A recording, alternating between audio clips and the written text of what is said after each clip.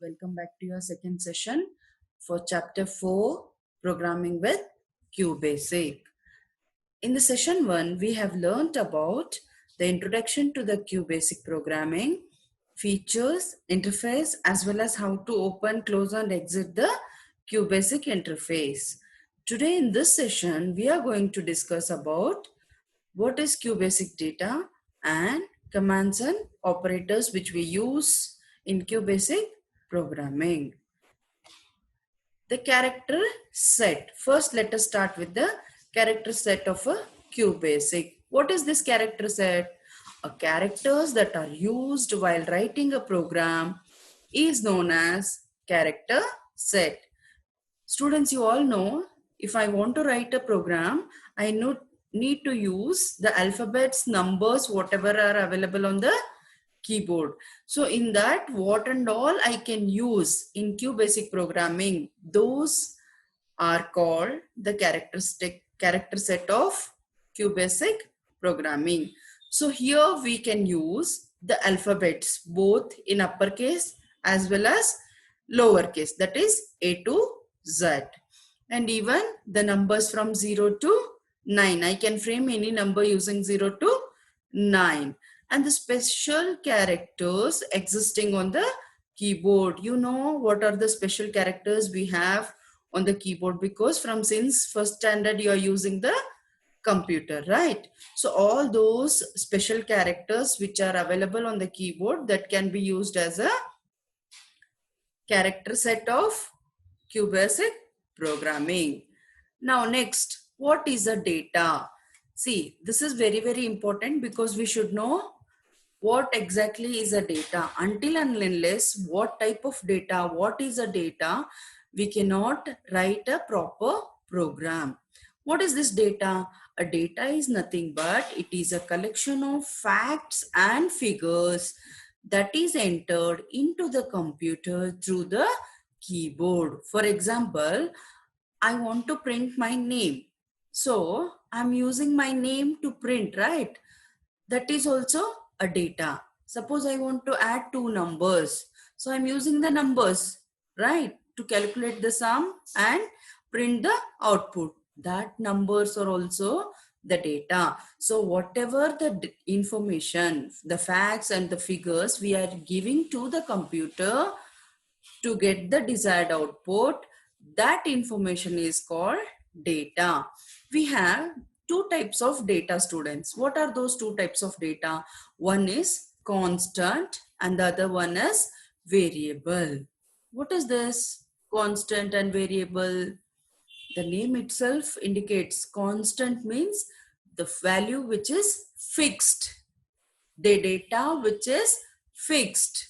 Okay, the value which is fixed is nothing but a constant. The value which changes depending upon the situation, that is called variable. You can see in the mind map which we have shown in the screen, it is clearly explained that data is of two types. One is constant, the other one is variable. Again, in constant, you can see we have two types there: numeric constant as well as alphanumeric or string constant. Numeric constant means, numeric means numbers, right? So 5, 10, 50, 60, 100, 1000, whatever it is, the number which is fixed. The number which is fixed, which value is not going to change, that is called numeric constant. Then what is this alphanumeric? Alphanumeric is nothing but, you can see in the example I have shown as Chaitanya, which is written in the double quotes. Means this value is fixed during the execution of the program, whose value will not change. It is a string value. There I have used a string, right? So the string value which is constant, which is not going to change, that is called alphanumeric or string constant. So as we have two types in constant, in the same way we have two types in the variable also. So numeric variable as well as alphanumeric string variable. If the value of a number is changing during the execution, or value is changing depending upon the situation, then that is called numeric variable. If I'm assigning a number to a variable, then it is a numeric variable. But if I'm assigning an alphanumeric value, that is a string value, then which will change during the execution, then that is called alphanumeric or string variable. I hope it is clear. To more clarity, we will learn about this. Okay. Data, constant. The constant means which is fixed. Data whose value does not change or which remains fixed is called constant. There are two types of constant. One is numeric constant, which I have already told you. See, in numeric constant, you can use either the negative number or the positive numbers for mathematical calculations. Example, I have already told you, 5, 10, etc. Any number. Numeric constant can be with or without decimal point. Means either we can use the decimal point or we cannot. It is depending upon our requirement. So decimal point is also valid here. See, it should not be enclosed within the double quotes. A number, when I'm giving you a value as a number, then that should not be written in a double quotes. Okay. But if I'm writing a string, then it should be enclosed within the double quotes. And this numeric constant can be used to perform mathematical and logical operations. Okay, we can perform mathematical and logical operations. So what I told you, students, numeric value constant, it may be any number, 5 or 10 or minus value, or I also told you it should not be disclosed within the double quote. Suppose if I want to print 45, then directly I have to type print 45. Okay, I need not to specify within the double quotes in this, and I can use this numbers to do the mathematical and as well as logical operations. Like for example, 10 plus 10 or 20. Like this, I can use these numbers for doing any calculation also. I hope you are clear with what is numeric constant. Now, next thing is alphanumeric constant. What is this alphanumeric constant? These are the letters or the words or the numbers or the special characters within the double quotes. Example, QBasic and programming. See what they are telling, whatever it is which you have written within. See, for example, welcome to ICT class. I am writing this within the double quotes. So what will happen? The value is fixed. So whenever this will be written in front of print command, so the same information will be printed on the screen. Okay, like this. And why, ma'am, just now you told that numbers or special characters which should not, numbers should not be included within the double quotes. For example, I want to print like this. Print welcome all 35 students of this class. So this time I can use, right? So when we are using like this, we can use within the double quotes. Okay. I hope everything is clear. Now next, let us see what is a variable. A variable is a one whose value is not constant. It may change during the execution of the program.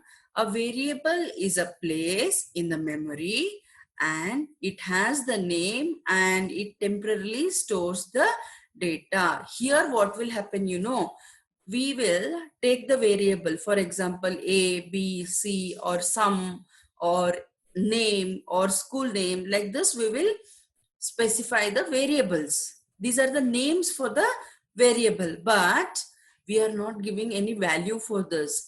When we are running the program, when we are executing the program, during the execution, the user will ask, the computer will ask the user to enter the data where the user can enter. But there is one more case where I can use the variable and I can assign the value to the variable during the program writing only.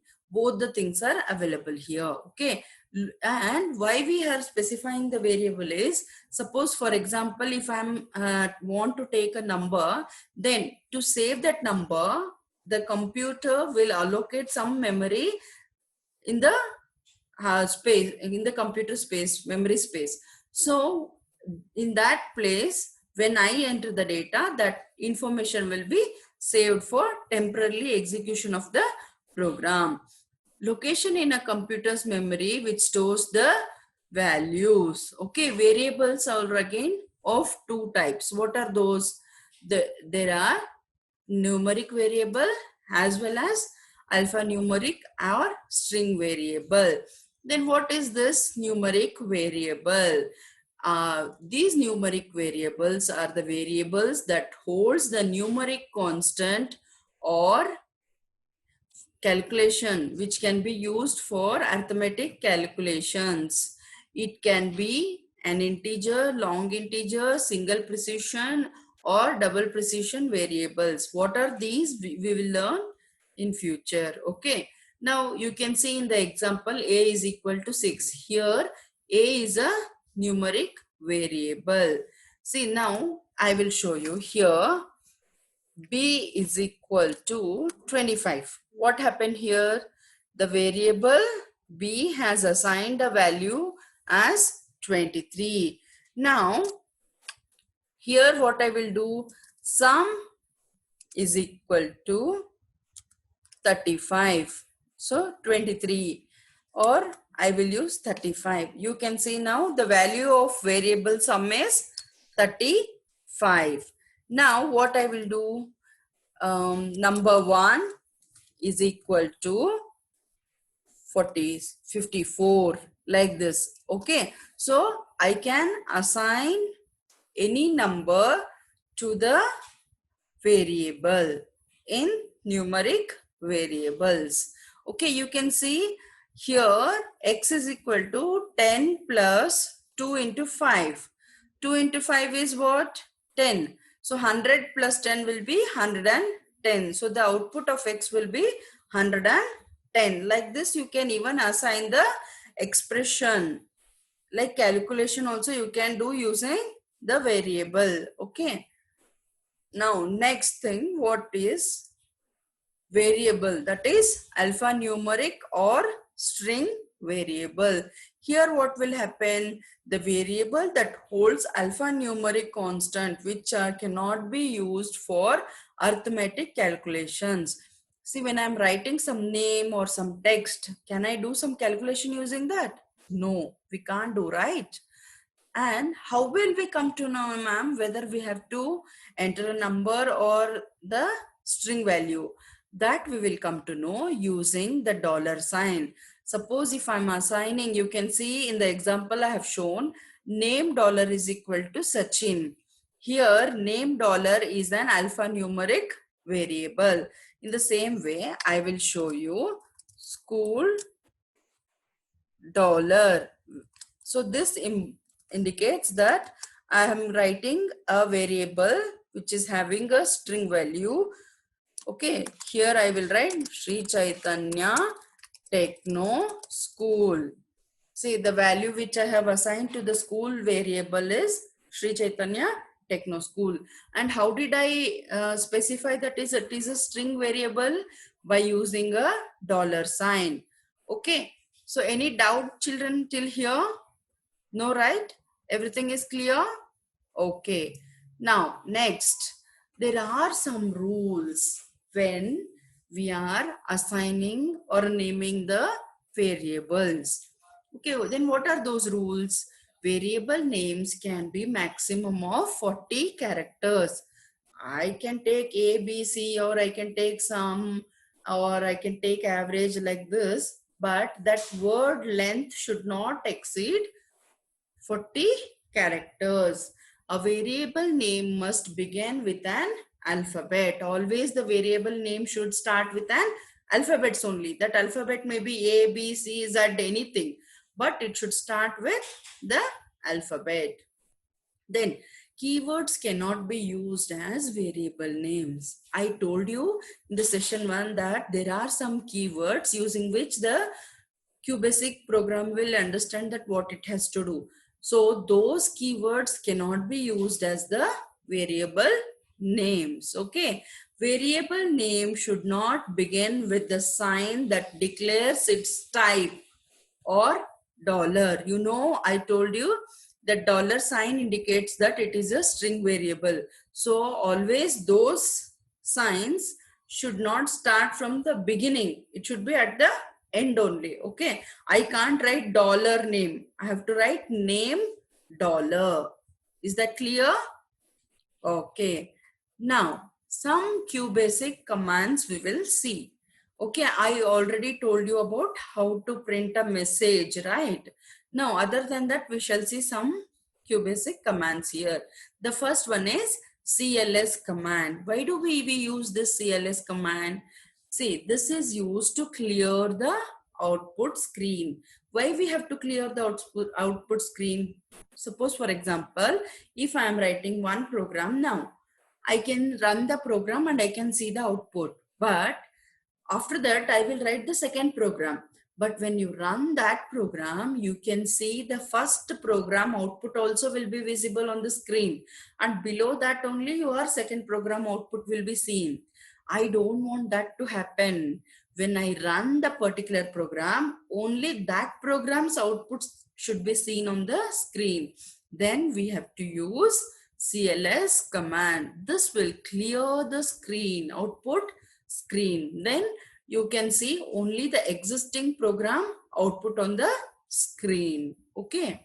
Now, print. You already know why do we use this print command. Either we can use to print the numbers or the string values, whatever it is.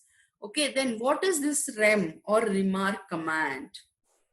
This gives an explanation of a program. See, whatever you write in front of or REM, that will be called as a remark. Okay, and that is a non-executable statement, means it will not execute. Whatever you write in front of REM, the computer will not execute. It will come to know that this is an explanation for the one who is writing the program. Okay, it can be used anywhere in the program. Either I can write it in the top or in between or at the end, wherever I want, I can write this remark command. And what is this end? End command is used to end the program. See, statements written after the end are not executed. Whatever you write after the end will not be executed, because end indicates that is the end of the program and it terminates. Means it will come out of the execution after once it reaches to the end. Okay, so below that, whatever the thing you write, that will not be considered. Okay, I hope it is clear. Now let us see one small example for this CLS print, trend and end command. I'll just write one small program, students, to make you clear about this. So I will always start my program with CLS so that it will clear the output screen. Then I will write rem program to print a small message. So I am writing this program for what? Program to print a small message. Okay. Now, why I wrote that in front of a rem? Because I am telling you that for what I am writing a program. This is for our reference. not for the computer reference, because seeing the keyword, the computer will come to know that what I'm going to do. Okay. So now here I will write print. Welcome to the ICT class. Today we are learning about how to write the Q basic programming. This much I am printing. Okay. Then what I will do, I will just end. So I have written one small program using the 4 commands which we have learned just now. Okay. So what will be the output here, students? Can anybody tell me? Yes, very good. The output of this program will be, welcome to the ICT class. Today we are learning about how to write a QBasic programming. Is that clear, students? I hope everything is clear till here. Okay. So next what we have? Next we have the operators. I told you that using the numeric constant or variable constant variables, numeric variable, we can do the calculations, right? So to do that calculations, we need the operators. Operators are the one which will tell the computer what they have to perform the action. Okay. Operator is a symbol that indicates the type of operation has to be performed on the provided data or the given data on the values of a variable. The various operators we used in QBasic are arithmetic, relational, and logical operators. What are these arithmetic operators? The arithmetic operators are addition, subtraction, multiplication, division, and exponential. These are the arithmetic operators. Okay. So let us see how we will write using these operators. For example, see, I want to add A plus B. Then my expression will be like this. Or if I want to subtract two numbers, for example, what? C is equal to A minus B. Okay. Now, example, I want to add, multiply two numbers. So, P into Q. Here, I want to divide two numbers. What? A divided by B. Suppose if I want to find an exponential of a number, then what will happen? Here, S, then cap. We call it as a cap 2. Okay, like this we will write. These are the just one example which I have shown you. Is that clear how we are going to use this arithmetical operators? Okay. Now next one is relational operators and the logical operators. What are these relational operators? For example, I want to do a comparison. What is that comparison? Whether the number A is bigger than number B, or whether the B is greater than C. Like this, when I want to compare or where I want to check whether they are equal or not, whether they are less than or equal to or what. Like this, when I want to do a comparison, we call it as a relational operator. Now, what are these logical operators? Here, if I want to check more than one like more than one expression, then I use logical operator. For example, if A is greater than B and A is greater than C, then what I'm doing, I'm checking two conditions here, right? And I'm using, okay, so both the conditions should be true. That we call it as a logical operator. Okay, so this value can be either true or false, same. Okay, it will check the condition for both the expression, then depending upon that it will decide the output. Some of the logical operators are and, or, and not. Okay, let us see the examples. Okay, A is greater than B. Like this we will check.